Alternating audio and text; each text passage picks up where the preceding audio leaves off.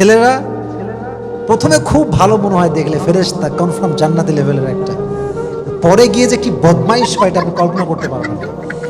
এই জন্য যেই স্বামী আপনার কাছে আছে ওকে একটু কনভিন্স করেন, ওর সঙ্গে অ্যাডজাস্ট করার ট্রাই করেন। You have to give your best, you have to try your best, you have to give the best effort.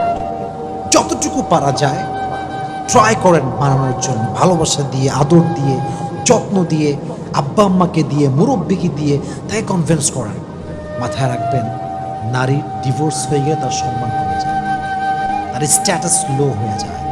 যতই আপনি ওয়াজ করেন, যতই আমি ওয়াজ করি, দিন শেষে সত্য সত্য, রিয়েলিটি ইজ রিয়েলিটি।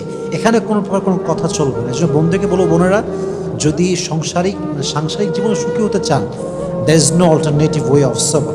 সবর যার আছে বেশি, তার সংসার তত টিকে